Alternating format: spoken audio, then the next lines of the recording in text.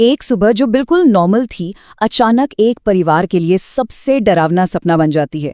दिल्ली में एक IRS officer की बेटी का मर्डर हो जाता है। और इस केस की सबसे चौंकाने वाली बात यह है कि दिल्ली पुलिस ने इसे, आप यकीन नहीं करेंगे, सिर्फ 12 घंटों में सॉल्व कर दिया। चलिए देखते हैं ये सब कैसे हुआ। 12 घंटे, जी हाँ, सिर्फ 12। एक पूरा दिन भी नहीं लगा। जरा सोचिए, इतने से वक्त में दिल्ली पुलिस ने न सिर्फ कातिल को ढूंढा बल्कि उसे गिरफ्तार भी कर लिया।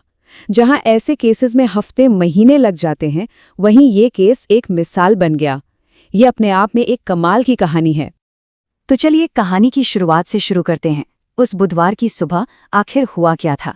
हुआ ये कि एक परिवार की रोज की तरह सुबह की शुरुआत हुई। माता पिता मॉर्निंग वॉक पर गए, लेकिन जब वे घर लौटे तो उन्होंने अपनी 22 साल की बेटी को बेसुध हालत में पाया। वो उसे तुरंत हॉस्पिटल लेकर भागे, पर अफसोस तब तक बहुत देर हो चुकी थी। पुलिस के हाथ जो पहला और सबसे जरूरी सुराग लगा, वो था सीसीटीवी फुटेज।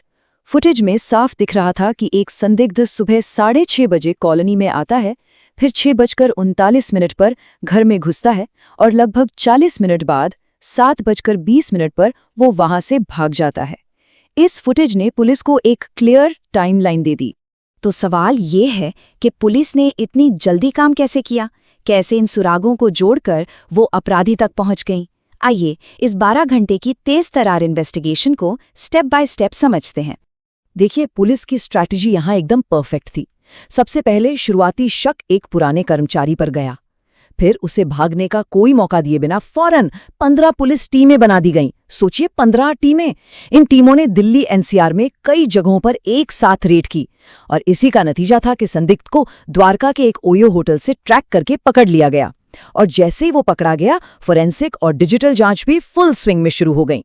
जांच के कुछ ही घंटों के अंदर एक नाम था जो बार बार सामने आ रहा था और पुलिस का सारा ध्यान उसी एक नाम पर टिक गया। ये नाम था राहुल मीणा। शक की सुई सीधे उसी पर जाकर रुकी, क्योंकि वो परिवार का ही एक पुराना कर्मचारी था जिसे कुछ वक्त पहले ही नौकरी से निकाला गया था। और देखिए, अक्सर ऐसे मामलों में शक की पहली सुई किसी ऐसे इंसान पर ही जाती है जिसे घर की अंदरूनी बातें पता हों।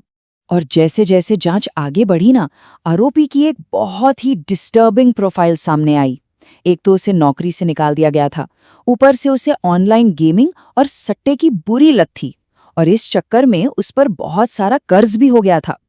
ये सब मिलकर एक बहुत ही खतरनाक मोटिव की तरफ इशारा कर रहे थे। और तो और, उसने क्राइम से ठीक पहले अपना फोन भी बेच दिया था।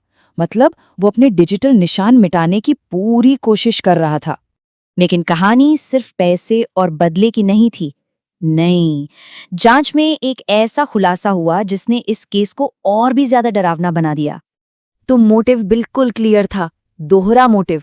एक तरफ नौकरी से निकाले जाने का गुस्सा और बदला लेने की भावना, और दूसरी तरफ कर्ज चुकाने के लिए पैसों की सख्त जरूरत। इन दोनों चीजों ने मिलकर उसे इस भयानक क्राइम के लिए उकसाया।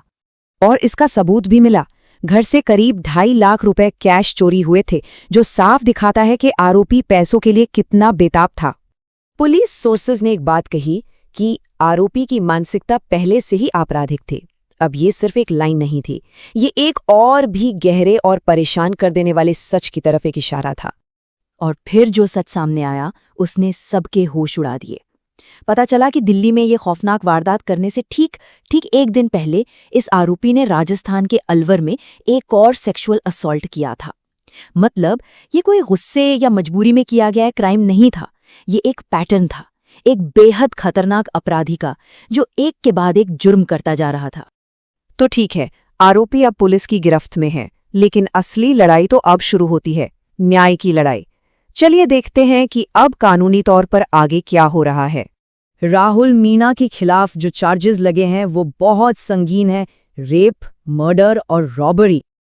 अब पुलिस फोरेंसिक सबूत, सीसीटीवी फुटेज, डिजिटल डेटा, इन सबको मिलाकर एक वाटर टाइट यानी कि एक मजबूत केस तैयार कर रही है, ताकि कोर्ट में अपराधी के बचने का कोई रास्ता ही न बचे। और इस केस की गंभीरता को देखते हुए इसे फास्ट ट्रैक कोर्ट में ले जाने की पूरी तैयारी है। ऐसा इसलिए ताकि सुनवाई जल्दी हो और पीड़ित परिवार को ये भरोसा दिलाया जा सके कि न्याय में देरी नहीं होगी।